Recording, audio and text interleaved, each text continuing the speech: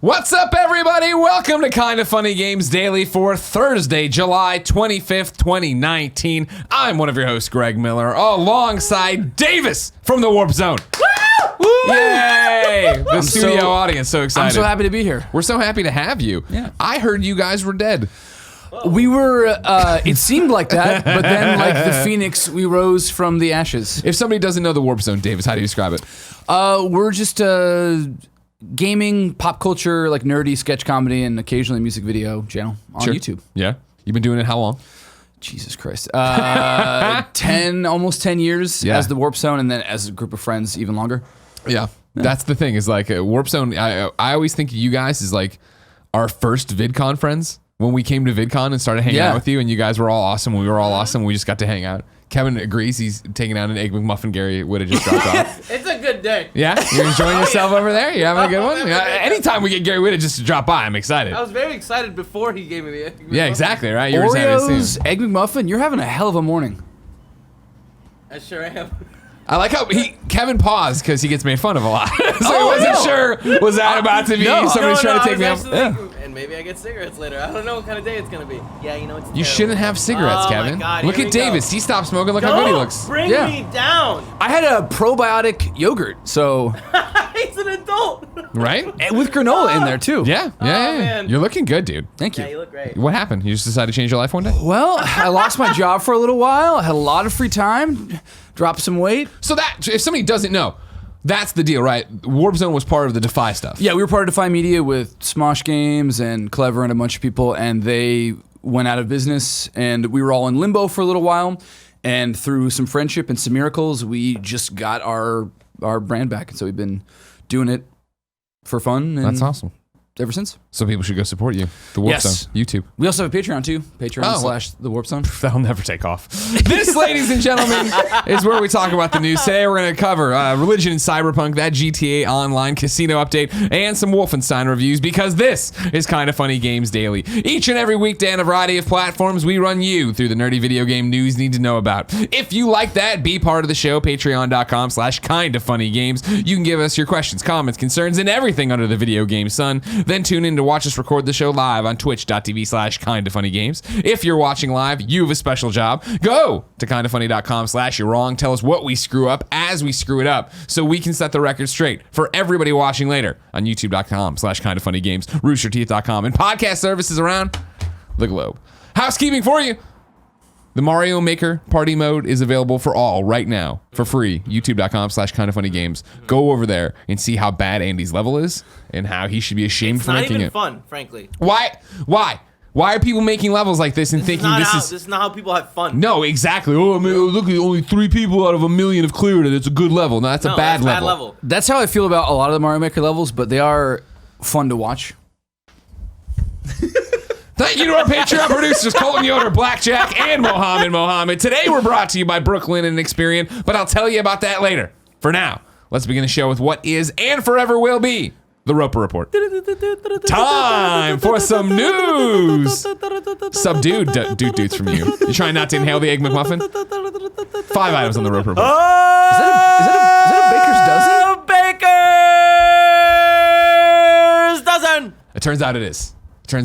Kevin was doing some improv over there, I think. Who is honking their horn? What is happening out I there? don't know. Wait, who do you got a problem with, me or the Why horn? are they all honking their horns now, Kevin? Oh shit, I think someone's honking it at Tim. Oh shit, Tim definitely just took a left. Tim sucks. I hate him. Number 1 on the Roper Report. Let's talk about religion in Cyberpunk 2077. We're going to read from Matt Kim's article on IGN.com. An interview between CD Projekt Red and Polish news site GR Online WP was recently translated into English on the video game message board NeoGAF. Had you seen this? There was a little bit of controversy about what they were saying about religion in the game. IGN reached out to CD Projekt Red, not wanting to go on that translation, to ask whether the translation was accurate. And a representative from the company told IGN that it was not. CD Projekt Red sent IGN their own English translation of the Polish interview, which we included below. IGN was able to also able to independently translate the interview and found the new translation to be more in line with their own translation. So here's how it goes. WP, the Polish site, says, you mentioned religion. Does it still exist in the cyberpunk world? CD Projekt Red responds, yes, and in many forms. As I mentioned, our vision is somehow based on the real world, and religion is a very important part of the latter, society-wise. In our game, we're going to see, for example, Christianity and its different branches, or religions from the Far East. No, from the East. Origins from the East. Polish site says, sounds controversial. Someone will enter a church and cause havoc. CD Projekt Red responds, we do not want to avoid religion as a topic. Authenticity of the world is what counts for us. Technically, the situation you mentioned is possible, but this is all about the choices made by the player. We won't encourage the player to do so. In our quests, which involve religious themes, we make sure there's no disrespect. So this is... did you see any of this yesterday when it was cycling around a bit? I did not. Okay, so that was the thing is it kicked that old beehive of political correctness in a video game, and what are we staying away from, and what are things, because it was what was getting kicked around was this no disrespect thing. They didn't want to disrespect religions. I think it's interesting, right? And I think with the translation, hats off to IGN for reaching out and getting clarification on all this stuff. That what they're saying, right, is like the churches are there and you can do whatever the hell you want to them. However, in our quest line, we're not insulting religion at any point. Right. That's the way I would think you want it to be done. Am I wrong? No, yeah. I mean, it's always tricky when you're dealing with religion. I think I'm not a religious person, but it's always interesting, especially when you're looking at religion through like sci-fi or future stuff to see how like, let's extrapolate how technology affects that. And yeah, people will be really sensitive to it, but like, GTA, you can just go around shooting people in the streets, and that's not like better than shooting someone in a church. So I don't know, it kind of comes down to like, people will misuse it if they want to, and you can't police it. You can't, I don't ever want to sit there and box developers or game creators into it on what ifs. Because no matter what you do in your game, no matter what tools you give someone on YouTube and Twitch is going to be a moron with it, and is going to do something. And there's going to be a person who puts up a video, watch me shoot up a church, right? And goes in there and uses all the crazy cybernetic powers to just fucking clown people out. Yeah. That, it could also be, like you're saying, watch me shoot up a Fat Burger or whatever in GTA, which isn't it? Cluck & Bell is the chicken restaurant. Right. I was thinking the burger restaurant. I couldn't get there. I want a burger. I don't know the burger name. What's that burger fucking name? Kindoffunny.com/wrong. Why can't I remember the burger from GTA? But that's the thing is like, you're going to be able to do... Huh? Nothing. What'd you say to me, Kevin? I said you want them to explain why you can't remember? No, I want them to tell me what the name of the burger place is. You know what I mean? Cluck & Bell's the chicken. Doesn't matter. Whatever you give people the ability to. What is it? Burger Shot. Burger Shot. I'm sorry, the timing wasn't great. I should have said it moments before you started. Did you find it out or somebody tell you? No, some kid told me. Did you ever think maybe you should just take credit for it and seem smart? I said it. Good job, Kevin. You're not a great liar, but maybe that's it's adorable. That's positive. No, it means you're a good person.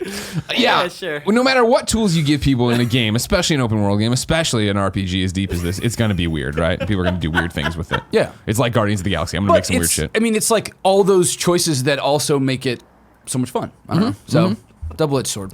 Yeah, I'm glad it's there. It's interesting that it's there. I hadn't thought about it. I'm not that religious as well. So I hadn't thought about places of worship in the far-flung future in this cyberpunk future they've created, right? You would think, I would think that with not the agenda they're pushing, but with the augments, with the thing, with technology, that would pull you away from religion in a way, right? And make a society that would be like, no, we don't believe in God or whatever. Yeah, I mean, also in a world where you can like cyber technology is like could be construed as miracles. It would be interesting to see how religions in this universe could bend it. Like if you can create visions, who's to say that's not the Messiah? Like I don't know. Sure. There is like fertile ground to explore religion in Cyberpunk. So I don't think you should not do it because you're going to be afraid that someone's going to like. Yeah, and that'll be interesting too. Is that they talk about in our quest, which involves religious themes, we make sure there's no disrespect. So there are quests that are going to involve religious themes apparently, but they're not going to disrespect religion straight out, which is interesting as well. It's a fine line to walk that I wouldn't have thought of if I was like, I'm going to make a cyberpunk game. Yeah, this is what I'm going to get to, but I guess you get to where does man and the machine begin, and what does that do to the traditional idea of religion? Yeah, interesting. I'll be interested to see what they do with it, as I am with everything they're going to do with Cyberpunk. Number 2 on the Roper Report, Dragalia Lost. Am I saying it right, Kevin? Dragalia. You nailed it. Dragalia Lost becomes Nintendo's second most successful mobile game. This is Alex Malafeev. Is that Tim? Yeah. Tim, get on shock mic for a second, please. Please get on shock mic. What's up, Kevin? No, I didn't say hug Davis. I didn't say hug Davis. I said get in shock mic. Tim, we need you to explain what just happened out there. What just happened? Because we all heard the horns. And then Kevin looked, I was like, Kevin, what is going on outside? And he looked out the window and he said, I think it's Tim. That you were blocking traffic or you were making a left. You made a left, but like maybe 4 seconds before, there was hella horns. Yeah, like that was horn ahead fight. of me. There were a lot of U-turns going on. It's a street cleaning day. Okay. Which causes chaos for cars. So last minute people decisions, they're like, oh shit, I shouldn't turn left here. But I got this baby park. little Prius C. I can fit anywhere. You know what I mean? I'm sure that was easy Being to get small, into. fantastic. You got the backup camera? No, I wish.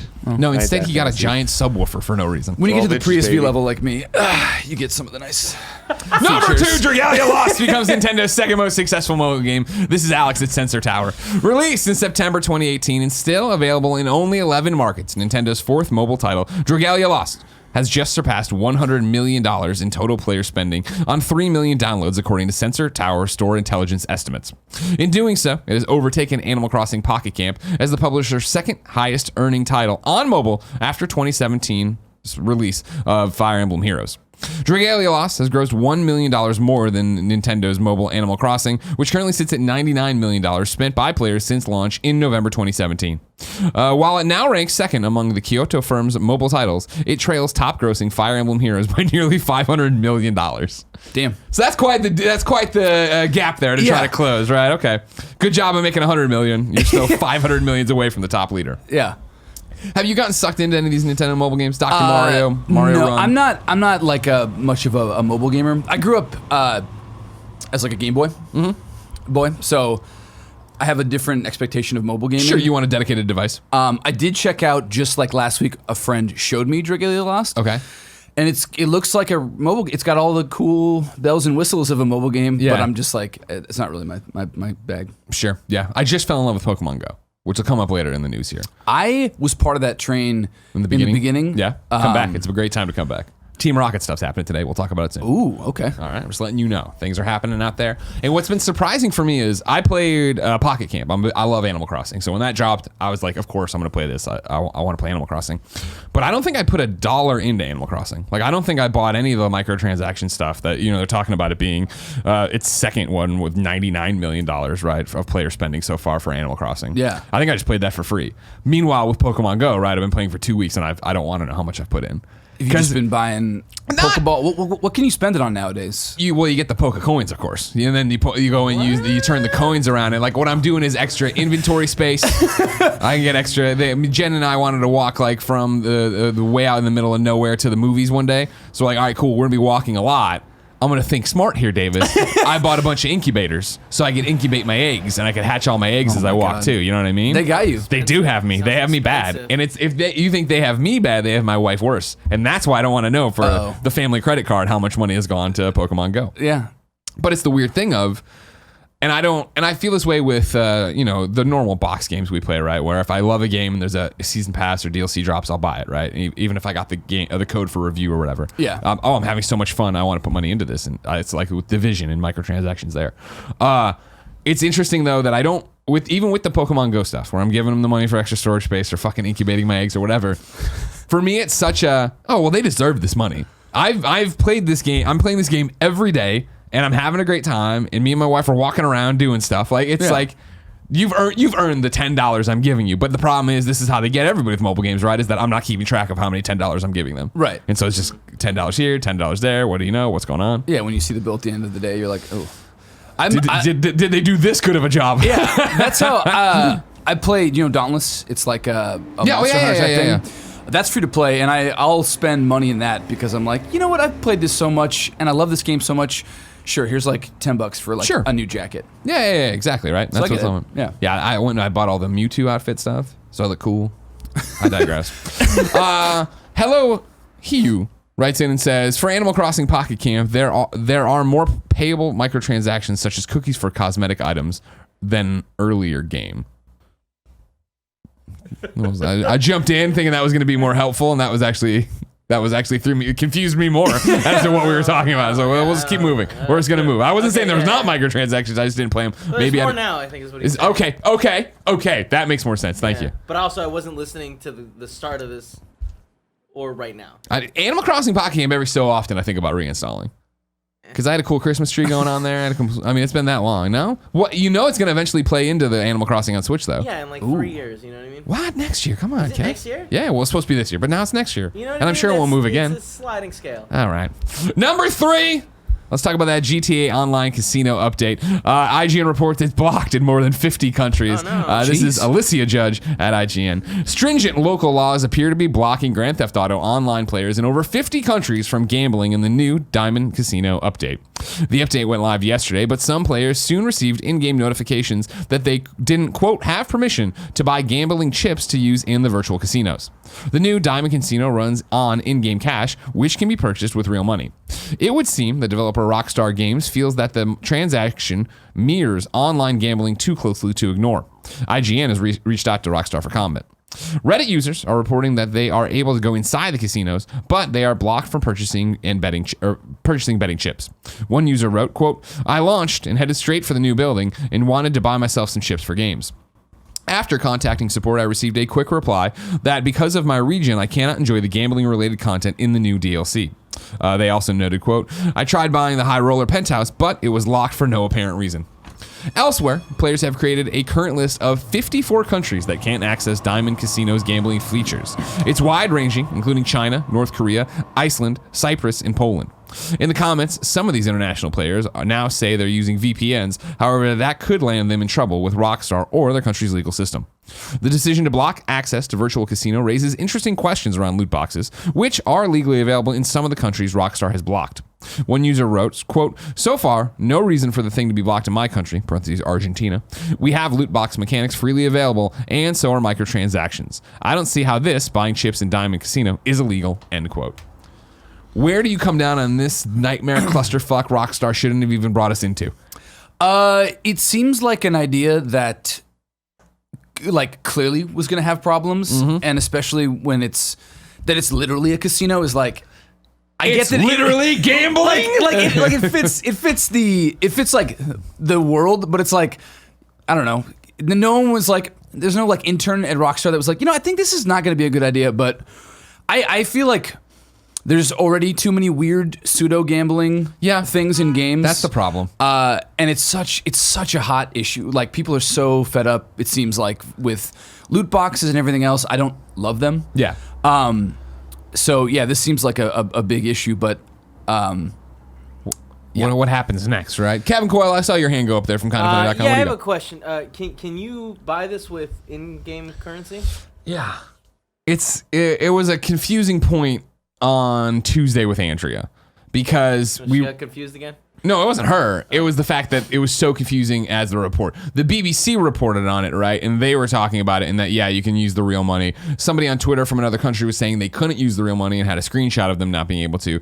People in kindoffunny.com/you're wrong confirmed that they're in America. They are able to do it. Some in the UK are able to do it. The long story short, yes, you can take real money into this fake casino and get You take the money, you get the GTA cash, you take your GTA cash to the casino, you buy chips with it. There is a limit on how many chips you can play and buy with. I think if you do what we were talking about on the day, it's like $1.50 is like what you can buy them in or something in an increment or something to that effect. So it's not like you're coming in and I'm gonna spend $10,000 in a day. If we have 10 million GTA dollars that we earned by stealing, right, we can use that money to gamble with. Yes. And then so we just make more fake GTA money and then, right. Okay. Or you lose it, as with most casinos, right? Of course, yeah. Yeah, that's the goal with it, obviously, yes, would be that, we go pull off the Doomsday Heist. We come away with $7 million. We're balling ass ballers. 7. We go there. You bet it all in black. Yeah, exactly. Double it again. Exactly. You're feeling hot. Yeah. And then we get the Penthouse Baller Suite. Oh. But it's the concern and the argument of gambling in games, which has already been such a hot topic with loot boxes, right? Where it literally so many world governments are looking at this, worried about it. Yeah, I mean, and then to be unabashedly for gambling. Granted, small amounts of money. But it's granted, you can do it in other games. It's not like you're getting money back. Right. Which almost I think makes it bigger worse problem. because, I think because right? you can funnel real money in, but you can never get it back out.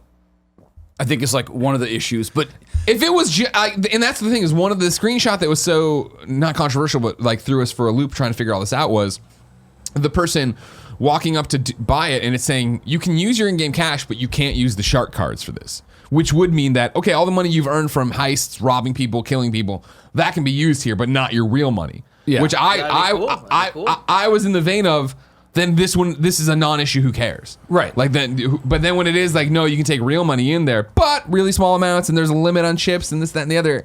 It's just like, I have never had the problem with the loot boxes and the gambling. I think loot boxes are weird. I think it's a stupid, why are we just buying blind boxes hoping to get cool things? Like, right. Whatever. But I also am not somebody who's struggled with addiction to gambling. And it's one of those things when we were talking and Andrea was like, this is totally a non-issue. Why is this a story? So people were writing in being like, well, if it's gambling, there's laws about gambling in the United States, but there's not laws about gambling in their fictional casino world and all these different protections and turns. And it's just such a cluster. Yeah. And again, it's just Rockstar poking the beast, I feel like, right? Yeah. Because again, somebody's going to come out. We're going to have Tipper Gore back in there yelling at Congress about it. Kevin, does Tipper Gore still do stuff like that? I'm dead. Dead? Are you serious? No, I don't know. I was going to say, I don't think Tipper Gore's dead. I don't know. She's still with Al Gore? But you remember this when she came into Congress about like protecting the children. I think it was so. music or no? Yeah. I don't know. Is her name Tipper? It was Tipper Gore. That's definitely her name. I can confirm that much off the top of my head. Still alive. 70 years old, still married to Al Gore. 70 years old. Boom. Yeah. God, people get old. You know what I mean? They keep aging up. You don't think about it. Yeah. We're going to blink and one day we'll be there. No, never. Yeah, no, we'll stay young forever. Exactly. Well, we'll die. You know what I mean? Well, we don't know that for sure. You know? Yeah. We don't know for sure, Kevin. Talked about this before. All right, Kevin. Cyberpunk could become real. We could be Exactly. immortal. And then religion will still be here, but we won't go into churches with it because we don't offend anybody. Number 4 on the Roper Report, Team Rocket is back in Pokemon Go. This is Kevin Knezevic over at IGN. What? Earlier this week, Pokemon Go players had their first encounter with Team Rocket. The villainous trainers would invade certain Pokestops and challenge players to battle using their shadow Pokemon. But just as suddenly as they appeared, Team Rocket seemed to vanish from the game. The evil team is now back again in Pokemon Go in even greater numbers, and there's a new special research quest line to go along with them. Just as before, you can encounter a Team Rocket grunt. Now, I don't want to be this guy, or well, actually, but I don't want to be kindoffunny.com. You're wronged on this, all right? I wear, as a Pokemon master now, I turned it on and saw this. They're actually calling them what? Team Rocket Go. Because they're not Team Rocket, like the Team Rocket you know and love. Right. They're Team They Rocket Go. Yes, Team Rocket you know and love is dead. Yeah. This is Team Rocket Go. This is like the next generation resurrecting the banner. Exactly. Team Rocket, and he leaves out the Go, but Go, grunt at certain Pokestops. You can tell which locations have been taken over by the team by their appearance. On the overworld map, the Pokestop cube will appear darker and will twitch erratically. And when you approach it, you'll notice the stop is colored black rather than blue. Spin the photo disc at one of these Pokestops, and the Rocket Grunt will reveal themselves and challenge you to a Pokemon battle. You seen any of these yet? Oh, come on, dude. I fought 2 of them already. I got a quest to fight 3. I'm going to find another one of these guys. All right, cool. Don't worry, I'm on it. I'm on it for Pokemon. That is awesome. I don't play it anymore, but this is like a really cool feature. Yeah. Kind of a fun way to like put some new stuff in there. Have you taken a look at it at all, like recently, or kept up with news with Pokemon Go? I hear the news about it every now and then. Because that's how we got into it. Is that Jen and I were walking home from breakfast and talking about video game news, and then getting into, oh man, yeah, Pokemon Go, and it's so crazy that it's still so successful and so many people are playing it. Yeah. It's updated and changed so much when we opened up and started looking at it, and before we knew it, we were in there because there is so much to do in it, and there are so many little things that. It is the perfect time waster of a game where even when there's no Pokemon around me, well, I gotta go through and like send gifts to people, or I gotta go through and figure out, I got too many duplicates Pokemon, let's delete them, or transfer them, let's level them up. Turn them into candy or whatever. Exactly. Yeah. Send them off. Send them upstate. Send them to the professor. The candy comes back. It's not weird at all. You know what I mean? Don't worry about it at all. Yeah. So if you liked it in the beginning, you should try it again. I may try it. My friend group down in LA, when it came out, we used it as an excuse to do like brunch, and we would like find restaurants that were near Pokestops. Sure. Somebody would pay for that, like The lure. the thing, and we would just like drink mimosas and spin the thing, and it's fun. Yeah, it's a great game. Kevin, come back. I love brunch so much. Let's get you back on Pokemon Go. We can play tomorrow at breakfast. Come on. How about we both play that Dr. Mario game? Okay, fair. Okay. Number 5 and final on the Roper Report. Guess what, everybody? The review embargo for Fire Emblem, Three Houses, and Wolfenstein Youngblood are up. I thought, let me know you want. We usually don't cover reviews and stuff, but I thought for big games, maybe we should. Right now, for Three Houses, the Metacritic is 87. This is at 9:37 a.m. Don't bother, you're wrong me if it's changed. Games Radar gave it a 5 out of 5. Easy Allies gave it an 8.5. Game Informer gave it a 9.5. IGN gave it a 9.5 and said Fire Emblem, Three Houses succeeds in its ambitious telling of a land at war, helmed by captivating leaders in which no side has all the answers. Its tense battles are made all the more harrowing thanks to new strategy elements, and the colorful cast of troops you send into the fray are incredibly charming. With a new take on training and bonding your units, and that's right. And with the many activities and options available to sample, it's absolutely begging to be played multiple times. This is one Tim's been playing. Tim loved it. He talked about it on the Gamescast. It was different than what he expected in terms of battle, but he's been enjoying it. It's one he thinks I will like. I have downloaded with Marvel Ultimate Alliance, baby. Yeah. I ain't got time. I got all these characters to get up to level 100. Come on now. Too much happening. Are you a Fire Emblem guy? No, I've never played it before. I've dabbled in the series. Yeah. Early on, I have a problem letting go of characters, so permadeath is like it's a tough pill for me to swallow. Yeah. But I've tried them throughout the years, and this one actually looks cool. There's something about there's like a whole schoolhouse element. Yeah. I'm a big, Harry Potter. I don't know. If you have like a cool school element to it, that suddenly like hooks me more. So, and the reviews are really good. So yeah, reviews are great. Yeah, I definitely want to kick the tires on it when I get the chance, but. And light the fires or just the tires? Just the tires. Just kick the tires. Okay. Just kicking the tires over. Meanwhile, news not as good for Wolfenstein Youngblood. Right now, Metacritic's at 77. This is at 9:37 a.m. Don't bother, you're wrong. Wait for the change.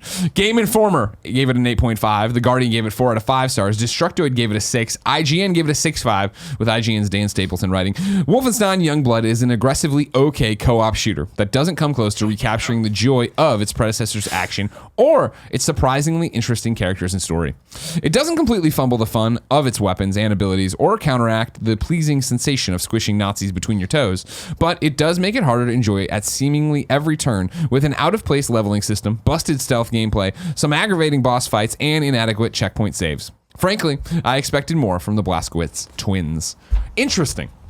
I've only played Youngblood once. It was with McCaffrey from IGN Judges Week, and we did co-op. Okay. And so I wonder, don't get me wrong, a 6.5 is okay on IGN scale. I love aggressively okay is a wonderful phrase. Right? Yeah, exactly. And I think, did you play Wolfenstein 1 and 2? I played the first one. Loved the first one. I haven't played the second one yet. Yeah. Neither of them clicked for me, and I think part of it was just how the pace of them, how difficult they were on purpose. And for me, having a co-op partner there made all the difference playing with McCaffrey, where I do want to play. I told Jen, we got to play this Friday night. I think it'll be interesting to play through it and have a partner there, where I know one of the complaints people have had is there really isn't that much story to it. It doesn't have the cast of characters from Wolfenstein 2, this, that, and the other. If I'm just running through and shooting stuff and having fun with Jen, I feel like that'll be good. Yeah. But I did read Dan's review, and he talks about the new leveling mechanics, and when you'll come around a corner and see the level, 4 levels above you of the other enemy. It's that doesn't feel like Wolfenstein. That's not what this game was. Did they have levels in one? No. Okay, yeah. That's a new thing, and he's like, it doesn't have, according to Dan, the loot mechanics of a Borderlands 2. So it's not like you see somebody who's a higher level, you're like, ooh, the risk reward here. Guy, yeah. It's more like, oh, I'll come back and fight this guy when I'm more powerful. Yeah, when I'm playing Wolfenstein or Doom, I'm looking more for just cool, explosive, destructive action, not the RPG looter shooter stuff. And yeah. The Nano Biologist writes in to patreon.com/kindoffunnygames and says, "Hey Greg and Davis, as a huge Wolfenstein fan, I was really pumped to play Wolfenstein Youngblood. But after seeing gameplay and reviews, it seems like Bethesda decided to change what Wolfenstein was and try to make it more of an RPG with microtransactions and leveling instead of run and gun as it was in The New Order, Old Blood, and New Colossus. I'm severely disappointed because this game was advertised as being very similar to New Colossus with mechanics and gunplay. Do you think this shift in gameplay will affect sales? And how do you think the general fan base who loves Wolfenstein and Doom for their tight run and gun gameplay will react to this major shift in the game? I honestly hope this is just a one-off because it is a side quel. I see what you did there. $40 game. Who knows? You'll have to wait and see, right? And again, obviously, I don't think these aren't terrible scores. They aren't the 9s people would want from a Wolfenstein game, but 8.5, 4 out of 5, 6.5 from IGN. Yeah, I think that they look especially bad in comparison to the other games in this franchise. I know that I'm finding out that it's an RPG. I'm a little turned off to it because I do feel like Doom and this are like the last bastions of just like good old fashioned run and gun first person shooting. Sure. So there's plenty of other, if you want the RPG side, you can do Destiny. There's Borderlands, everything else. So me personally, I'm not a huge fan of this shift. I don't know that if they did it right, and it sounds like they're not nailing it, I don't think that would turn people off. But it sounds like if these reviews are consistently not that great, that'll probably turn people off. Yeah, I think already it was and I can't speak for Wolfenstein fans. You guys would have to yourselves. It probably already was. Hey, why is it co-op? Why is that two players there, even if it is an AI person, right? Because that wasn't what you wanted from Wolfenstein 1 and 2. Of course, developers, machine games and stuff, they should be able to stretch their legs, do different things, try this out. I think it is a sidequel. I don't think you have to worry. I think that there's a reason it's not Wolfenstein 3. I think they're doing something different in the same way they're doing the VR Wolfenstein one right now too. I think this is just a chance to go out there and do something different, and I think it's reflected in the price point, right? Nano Biologist corrects himself, and you're wrong. Says it's a base $30 game with a deluxe edition at $40. Oh, okay. I think that price point speaks to, hey, this is an experiment. This is something we're doing. Try it out. It does as well. The RPG mechanic turned me off when I was reading Stapleton's review, and it was like, yeah, you run into a corner or turn a corner, and there's a dude there with a higher level. It's like, oh, well, I don't know if that's what I want out of it. That's what I want out of Borderlands, right? I do want. Right. I'm stoked for Borderlands 3. Well, and especially since it's not really a real world thing. It's like past future, but it's kind of like with Division. If I'm using kind of like relatively terrestrial guns, I don't want like there's a disconnect when you're like shoot an action game, but then people are like bullet sponges like an RPG that also just kind of like turns me off personally. Sure, yeah, totally. But in like a sci-fi setting, I'm like, oh, of course this alien has a health bar. Yeah. Duh. Why wouldn't he? We're on Mars. Yeah, but it's good that it's only $30. I am a big fan. If you, it's probably purely psychological, but if something is like $20 or $30, I am so I'm like, okay, you guys are trying an experiment. I'm down with that. And if that's the thing it was about it. 65 or 60 or whatever they cost nowadays, these games, in this industry that we're in, then I'd be like, ooh, but this one I'm like, 30, that's... Yeah, you're trying something? Okay, go for it. Yeah. We'll see what happens. Yeah, I'm still looking forward to trying it tomorrow night. See what's up. Yeah. Davis. Yeah. I can't wait to find out if I like Wolfenstein Youngblood, but Friday is still so far away. If I wanted something more immediate, like say what came to the mom and grop shops, where would I go? The official list of upcoming software across each and every platform is listed by the Kinda Funny Games Daily Show hosts each and every weekday. Yeah. Out today! Mighty Switch Force Collection on PS4, Xbox One, Switch, and PC. Fantasy Strike on PS4, Switch, PC, and Mac. Furwind on Xbox One. Zombie Driver Ultimate Edition on Switch. Ely, Episode 1 on PS4. Raiden 5 on Switch. Songbird Symphony on PlayStation 4, Switch, and PC. Monster Boy and the Cursed Kingdom on PC. Caged Garden Cock Robin on Switch. We're 12. I know. Well, for me, it's more the thing of I didn't expect Caged Garden Cock Robin to be like a title. Also, grown up in the burbs of Chicago. That sounds like code words you'd use to turn the Winter Soldier on. Totally, like, right? Yeah, Cock yeah. Robin. Well, there was growing up in the burbs of Chicago. There was a Cock Robin in Wheaton, Illinois. We'd go to and get hamburgers and a square ice cream was their deal. Haven't thought about that. I have not thought about Square ice cream. That was their deal. How do you even make that? It was like they had a square press or scoop. something. Didn't Rite Aid make that? Like, wasn't that? I'm just Rite telling Aid's you what thing? Cock Robin was doing. Yeah. What was before Rite Aid? Dwayne Reed. No. I didn't grow up with Rite Aid, so I don't know. It was some Walgreens. company. No. White Hen. What? Now you're just. White Hen was at the convenience store that you're and full then of shit, 7-Eleven bought them up. Anyways, but they White Hen Pantry. They did great sandwiches. Hey, read your goddamn notes. Every day, Poe, when Poe was going to school, and this should tell you why Poe just does not take care of himself. Well, Poe would go to school, my best friend, right? When we went to school together. Thrifties. He would get, what? Thrifties. Oh, no, I never had a Thrifties. You never around had a me. Thrifties? No. Oh. Poe, though, would go to the White Hen Pantry and get a smiley face cookie and a Sprite, Ooh. and that would be his breakfast. What was Wait, the smiley what? face made out of? M&M's? Oh no! It was like like it would be like a big old sugar cookie, and then they like put that weird yellow frosting on it, and then okay. they draw the smiley on it. Yeah. Oh. Anyway, Caged Garden Cock Robin is on You Switch know what? today. This is the wrong. Can I see the Switch?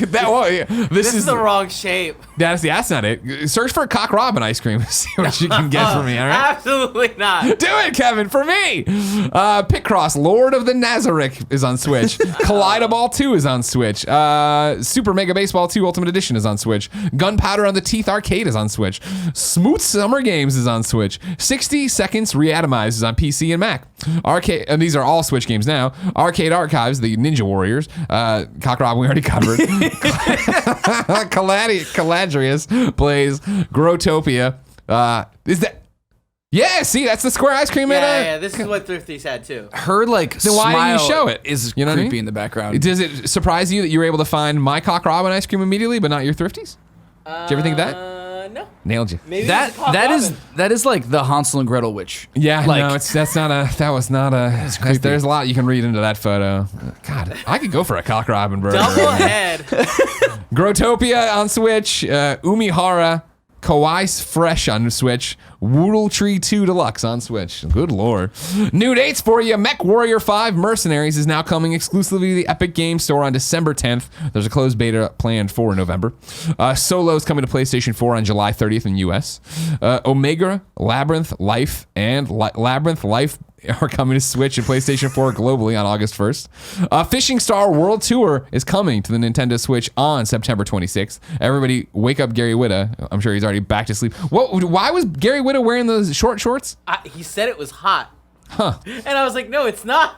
The Verge reports Nintendo has announced a new Switch bundle for Japan that ties into the popular Disney Tsum Tsum, how do I say it? Tsum Tsum is how I was told it was Tsum pronounced. Tsum franchise. A new game called Tsum Tsum Festival is coming out on October 10th and includes Switch-exclusive minigames as well as the ability to play a regular mobile-style game of Tsum Tsum by holding the Switch vertically.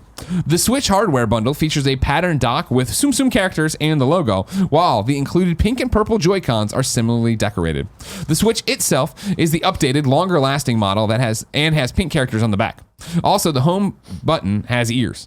The Tsum Tsum Festival bundle will be released in Japan on October 10th and will sell for $330. No word on a release anywhere else. You got excited when you heard it was a Disney Switch. Yeah, I'm a big Disney fan. When I found out that it was a Tsum Tsum one, I was a little less excited. Do you know what Tsum Tsums are? I've seen them. They're like little potatoes. potato shape. Yeah. They're, I think in Japan they're huge, and you buy a bunch of them, and they're all different sizes, and you stack them. And I had an ex-girlfriend that was obsessed with them. So You know the Tsum Tsum lifestyle. yeah, I've had to for anniversaries and birthdays. Sure. Luckily, they're not too expensive. So Sure. They're like the new Beanie Babies, right? Yes. They're like that kind of thing. Yeah. Yeah, I've seen Marvel Tsum Tsums. Yeah, they have every character in the Disney pantheon and beyond. They have them, and multiple versions of each of them. But yeah, so I don't know. I was hoping for something a little more regular Disney themed. I like the colors. Knowing nothing about the Tsum Tsum lifestyle, I thought this was a cool doc. Kevin, They're cool. I actually hyperlinked it. Can you click on the hyperlink? We're in. Click on I The got it, Verge I'll figure and then it show out. the images off because I think it's a good looking system. I It like is- the purple. it is- I like it the is pink. nice. Yeah. I love the little Mickey ears on the start button. Or I like that you hyperlinked it. Hey, I thought this very through because I knew impressive. because I usually Very say, "Hey, impressive. Kevin or Barrett, do this," and you guys are like, "Ah," and I'm like, "Fuck this." Bullshit. It would have I been always easier. figure it out. You figured it Barrett's out. Dumb takes a while. But I like that. I like that a lot. And it's getting one step closer to Andrea getting her purple What's Good Games controllers. The Oh, that's what they home meant is by it had really ears. cool. It's Yeah, a it Mickey has- it Mouse has the- button. Yeah. The House of Mouse, as they say, Kev, you know? Dumb. I am dumb. I just don't, I'm not like you guys, all right? I don't focus on fucking Mickey Mouse, all right? I don't go to these theme parks to run around with a bunch of people in costumes. There's a lot of letters. I walk around and in play the Zoom goddamn- Zoom that I didn't expect. you're not a Disney fan? No, he is. No. He's just an asshole. I mean, I like about it. Marvel a lot, yeah. because he probably grew up like liking some off-brand Disney shit. Yeah. Oh, I love DreamWorks. Get out of here. Nobody ever said they love DreamWorks. Oh, loves DreamWorks. It's All weird. right, also. The world tolerates DreamWorks. No one Exactly. loves DreamWorks. Kevin, for you, this is for us. Blood and Truth gets DLC tomorrow for free. New Game Plus, online leaderboards, challenges, new collectibles, and alternate routes through missions. What? Do you want to do an addendum too? No, we don't need to do an addendum to the PlayStation VR show. We record it and you'll see one day about it. Davis. It's time to check in with the readers. Okay. But first, I'm going to tell you about our sponsors. Borzing00 writes into patreon.com/kindoffunnygames just like you can. It says, "Good morning, Greg and Davis. With Microsoft removing Cortana from the Xbox One dashboard. Is this a sign that AI assistants and gaming are just not going to get along? We had Destiny 2 companion apps and Skyrim was ported to Amazon Echoes, but does gaming need to be in the AI assistant space at all? Is Cortana's removal a larger sign of things to come, as Cortana has not been removed but severely limited in some newer Windows 10's updates, with it being removed from search? Did you follow this, Davis? I did not know that it was removed, but I knew that it existed. Yeah. Yeah, Xbox is doing an update to the Xbox One dashboard, right? And so from it, they're removing Cortana from the thing so it'll start up faster and go quicker. Okay. The idea is that she's still integrated. You just need to, use a different app and use your Google Home or whatever to get her in there and get her going. Is it a sign that gaming and AI aren't meant to be? No, but it's a sign that, like, nobody gives a shit. I'll tell you, I'm a huge Halo fan, and when they first started rolling out like the Cortana and different Windows things, I was excited. But when it wasn't exactly what I wanted, which was Cortana from the games and AI, I was like, I haven't used it in years, so I don't know if anyone's. I don't think this is a sign of anything. It might just be that it didn't work the way they wanted to, and they're going to go back to the ground floor. Yeah, I'm reading from The Verge's piece here from Tom Warren. And then so the quote from Microsoft is this. I wanted to credit who the quote was from. Bradley Rossetti, Microsoft Xbox Insider Chief. We've heard your feedback and have continued to iterate on Home to get into your gaming experience faster and keeping more of your content front and center. With this new experimental home design, the first thing you'll notice is we've removed the twist from the top of the home in favor of separate buttons to launch your gaming experience. That's one of my biggest things is when I turn on the Xbox. And granted, this is what do you use? So what do you know? Like I've used PlayStation 4 as my primary console forever. When I turn on the Xbox, it's always that thing like, wait, where is everything? How do I get to what? Okay, yeah. The Xbox I use basically is like a 4K Blu-ray player. So every time I turn it on, I'm trying to figure out how to do that. Exactly. Going with The Verge here, alongside the latest home update, Microsoft is also removing Cortana from the Xbox One. Microsoft says it's moving to cloud-based assistance, meaning, quote, you can no longer talk to Cortana via your headset. You'll still be able to power on an Xbox One through the Xbox skill for Cortana on iOS, Android, or Windows, just like the existing Alexa integration. Verge continues, it's no surprise to see Cortana disappearing from the Xbox One. Microsoft has a new focus for Cortana on more business-related scenarios, and the company is working on making Cortana better at holding conversations. Microsoft also previously decoupled Cortana from search in the recent Windows 10 May 2019 update, and now the company is bringing Cortana to the Microsoft Store as a separate app. Removing Cortana from the Xbox is another step in the digital assistant's demise on the consumer side of Microsoft software and services. For me, it's almost like Siri on the phone, where it's so rare I use her. Yeah. It's that once in a while cooking, maybe, but honestly, I talk to my Echo so much more. I think it's just how AI, as we've introduced all these different AI assistants, right, finding the use case for them. In the same way we introduced Connect to Xbox and then tried to put it with Xbox One, hoping, giving you the option for it to take off, even though it was mandatory at the beginning. It didn't, and so now they get to reassess. Yeah, I think exactly. Everyone was hot on putting an AI assistant somewhere, so they used theirs, and it didn't work out. But I think that AI assistants in gaming are like, in the future, when it's all very streamlined and polished, it's going to be huge. Like I look forward to the day where I'm just driving home and I'm like, Cortana or whatever, can you like update whatever game that when I get home it's like ready to go?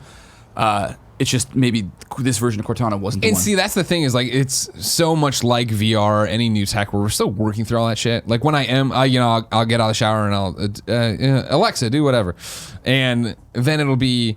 This is a great song. Echo, actually, what we call it. Echo, add this to my playlist. Like, I don't have that Spotify. I can't add songs to Spotify. Well, I'm like, oh, fuck, Jesus. It's like, it's so good, but when there's one roadblock, you're like, screw this whole thing. Yeah. And I've done it too, of like, reorder paper towels. I didn't find exactly what you're looking for, but I've added them to your cart. And I'm like, no, I don't want to open the app. Just buy the damn towels. What did you add then if you didn't have what I wanted? Exactly. It was just broken glass. Yeah, I think it's them just keeping to try stuff. I'm with you that I think eventually it'll be there, but I just don't think it'll be a big deal. In the same way, like, why are you using the Cortana app to turn on your Xbox? Just turn your fucking Xbox on. Yeah. 2038 Pokémon CEO writes in to patreon.com/kindoffunnygames and says, Greg, yesterday we discussed friend codes becoming less annoying. Here's a hidden treasure with friend codes. Privacy. Friend codes are unpopular. Yeah. We know why. Friend codes prevent public figures from getting swarmed by friend requests. Hideki, Kamiya, posts screenshots of Tetris 99 without his 130K followers sending requests. Game over, Greggy. Your Pokemon Go experience is personalized with friend codes. Public figures don't represent the world. The world can't be built for everyone. Everyone, look at your Switch friends list. It may be more personal. Friend codes were annoying with the Wii and DS, but I've come to appreciate them. There's a joy to having a privatized experience in a non-privatized era. Where do you come down on Nintendo friend codes? I hate friend codes. It's always a challenge to find them and give them to people.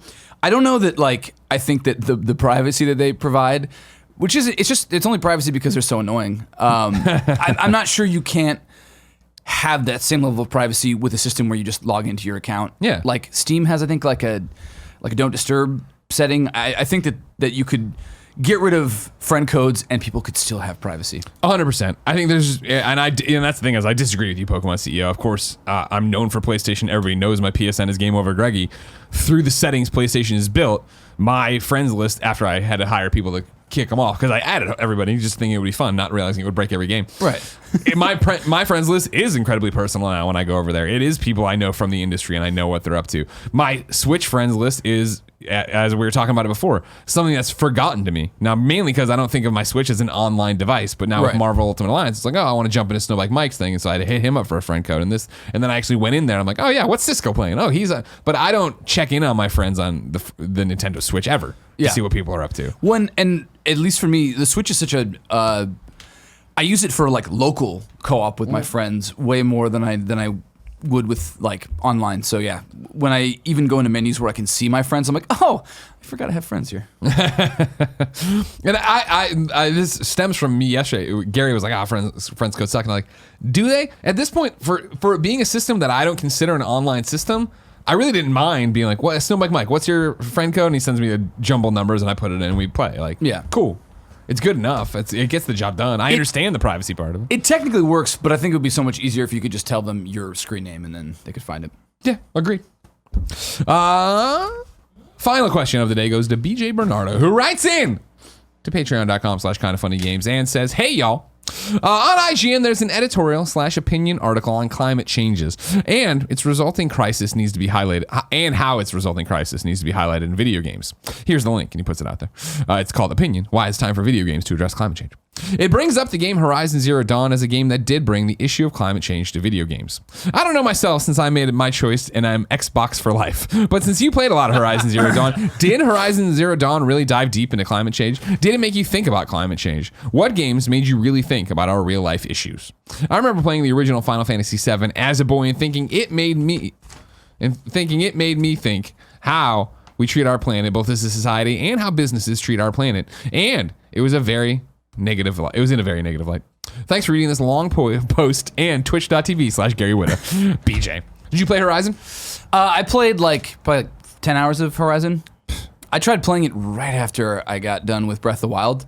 And I was a little bit open world fatigue. Yeah. And Breath of the Wild streamlined the open world process, whereas Horizon felt a little more open worldy, but I'm going to go back and play it at some point.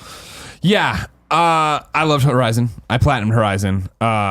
Reading the question, I was like, this is upsetting, obviously, for many people because I loved Horizon so much. But I was like, was it climate change? I remember it was the human beings, the human race, fucking it up real bad. Right. You know what I mean? And that's what caused us to have to go into this fucking. Could be a metaphor for climate change. Well, I think it was. I believe I remember it just being. It's the normal thing that, hey, we're humans and we made all this technology and oh man, we fucked it up. We fucked this up bad, and that's our problem, right? Of why do we do this? How do we fix it? I'm looking back right now, right? I guess I shouldn't spoil everything about Horizon, even though you kind of had your shot, right? You know what I mean? Yeah. But yeah, it definitely didn't make me think of, oh hey, yeah, we need to do something about climate change in a real way. And granted, I already think climate change is real and we need to do something in a real way. I guess that was already there. Yeah. But I don't think the message of Horizon Zero Dawn was so strong that it was oh my God, climate change is a real issue we're all facing, or robot dinosaurs are going to come back and take over the world. No. It was very... Come back, yeah. Or rise up. Robot dinosaurs are going to come back. Yes. Kevin, here's what I'm going to say, all right? Have we found a lot of dinosaur bones? Yeah. Have we found a lot of metal? Yeah. Coincidence? put two together. Coincidence, Kevin? I don't think so. You don't know what they're up to. And that's the thing, too, where they're always trying to tell you now, like, oh, actually, dinosaurs, maybe they're covered in feathers. You know what I mean? Not scales. Trying to get away from it, huh? Once we can get one of these, what do you call them? Time machines working, where I can look back and see what these guys look like, then maybe I'll believe you that they weren't robot dinosaurs. But until then, I'm not going to be a part of it, Kevin. You understand? Yeah, I guess. Thank you. So, I don't know if I've ever had is there ever, what games really made you think about our real life issues? Like, I think games have a chance to do it and get you on that track, but it's rare that you put down the control and you're like, fuck, we got to do something right now. Maybe Metal Gear, but even then Metal Gear got super crazy, and I'm more like, fuck, we got to stop cloning children. with Metal Gear, I spent too much time trying to unravel the mystery that is that game to like really look beyond it. But no, I mean, like games, like any medium, stories are a great way to like experience things and like think about real world issues. But I think one-to-one, it's better when they're like larger themes, like violence towards women or like any sort of like larger issue than specifically, well, I guess climate change is kind of broad, but like Kind of a big deal. it's fertile ground to do. But yeah, I don't know. I don't think there's been a lot of stellar examples of doing it right. I do think that Final Fantasy VII is the great example because Yeah. it's like the Shinra Corporation, or whatever, they're abusing it. But yeah, there's not been a lot of games where I came out and being like, oh my god, we have to do this exact thing. Yeah.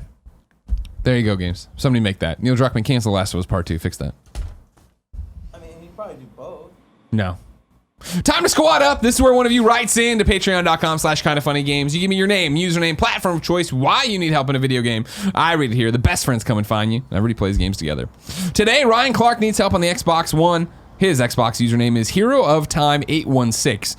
Only Time and 816 are together as one word. So Hero of Time 816. Hey, all best friends and best hosts. Since the new casino update to GTA Online, I've become hooked on this game again. Gambling addiction. There it is, right? Tipper Gore is going to drag you into the Senate. I'm looking for a crew of best friends to run some heists and possibly gamble it all away with me in hopes of getting one of those fancy flying DeLoreans they put in the game like 2 years ago. Thanks to Snowbike Mike for having me in his game and Twitch stream last night. It was a blast. Ace is wild. If you want to go get addicted to gambling with Hero of Time 816, hit him up. Hero of Time 816. Kevin shaking his head no. Kevin addicted to cigarettes though, so can you listen to him? He's in Big Tobacco's pocket. Do I take it or do I enjoy it? Let's look at You're Wrong. This is where people write in to kindafunny.com/You're Wrong and tell us what we screwed up during the show so we can set it straight and yada, yada, yada. Nano Biologist writes in and says, the amount listed before the bonuses and difficulty stuff, the total payout can get... Oh, what? Well, you're continuing a conversation that I don't know. Well, that's bad. Nano Biologist says you get overall $2.8 million for Doomsday Heist, not $7 million. Clearly, we were joking around, you jerk. Wait, what? Abe says, possible misdate, Moonlighter DLC came out this week, but I don't remember Greg talking about it. We talked about all the Moonlighter sales, and one of them mentioned the DLC, but it's good to point out there's Moonlighter DLC available, and I don't know what it is, and I will buy it at sight unseen after this. I don't remember us talking about that at all. Why would that be there? AlBob875 says Team Rocket in Pokemon Go is actually Team Go Rocket. So even I screwed up. You know what I mean? And I'm a Pokemaniac, so I can't believe it. It makes them sound more like cheerleaders, like yeah, Go Rocket! No, that's a you're correct. That's not what this is about. We already talked about that yesterday. Mizukini. Ignacio Rojas says, what happened to the world in Horizon Zero Dawn is that robots started multiplying so much they started to fuck up the world. I thought that was it, but I can't remember what we started the robots for, and they were going to take over. Is that pollution? I mean, I guess that's pollution, right? It's climate change, though. So do we make the robots for climate change? Well, that's what I'm asking. I don't remember. Literally, this would have been a great... If this could have happened, this would have been a great thing. It's like also like a birth control issue. This would have been a really fun one of like... This would be a fun series. I'm just saying. If the problem is they reproduce too much, get some robot condoms. Imagine the government's gonna work on some like robot STIs. There's no accurate way to do it, but it would be a fun series of, it's been X number of days since you completed Horizon Zero Dawn. Tell me the story. And I'm like, whoa. You know what I mean? Like, I know the Aloy stuff so well, but then when we were slowly revealing what was going on and why... Isn't that the case, though, for a lot of games? Like, right now, tell me the story of Metal Gear 2. Oh my God, you kidding me? We open up, all right, and we're walking on the bridge. The rain's coming down, Snake's got it. No, that's Metal Gear Solid 2. Oh! Fuck me! All right, Kevin. Good job, Kevin. Yeah, Fucking you nailed me. stupid piece God of shit. damn. Ladies and gentlemen, this has been Kinda Funny Games Daily. Each and every weekday on a variety of platforms, we run you through the nerdy video game news you need to know about. If you like that, be part of the show, patreon.com/kindafunnygames. Watch it live, twitch.tv/kindafunnygames. Watch it later, youtube.com/kindafunnygames, roosterteeth.com, and listen on podcast services around the globe. Lots happening here at Kinda Funny today. Davis doesn't get to leave this desk. Right after this, he does We Have Cool Friends with one, Tim Geddes. Very exciting. Not all of them, just the one. Yeah. Yeah, that's it. That's your friend. Then after that, we're all going to Olive Garden for Andrea Renee's lunch we owe her. Then after that, we're doing the Gamescast at 2:30. It's me, Tim, Andrea, and Davis. You can watch live, 2:30 p.m. Pacific time, patreon.com/kindafunnygames. It'll be up, obviously, Friday morning, patreon.com/kindafunnygames. And it'll be up for free everywhere on Monday if you want to do it that way. Tomorrow's host is me and Tim. Davis, thank you so much for coming in. Thanks for having me, man. Where can people keep up with you? On Warp Zone, on Instagram, Patreon, YouTube. No, you got to give me a URL. What's your Patreon URL? Patreon.com/The Warp Zone. How do you not know this? This is very important Hey, for hey, business. hey, I'm so I'm new to all teaching this him, stuff. Kevin. Okay, I'm just saying it's hard, okay? It's hard. But this is good because you Sometimes guys are when the people host masters. the shows, First off, it's look hard. at what I did to Xavier Woods, right? I taught him how to promote, and he promoted himself so well, he interrupted our show yesterday to promote himself. I honestly hope he does that more often. That was fantastic. I was going to say, I put my phone down and had it turned off, so I'm just like, I hope I haven't missed a call Just from like him. 10 missed calls from him. Exactly. And, Gary Wood is going to start doing it. I digress. Ladies and gentlemen, until next time, it's been our pleasure to serve you.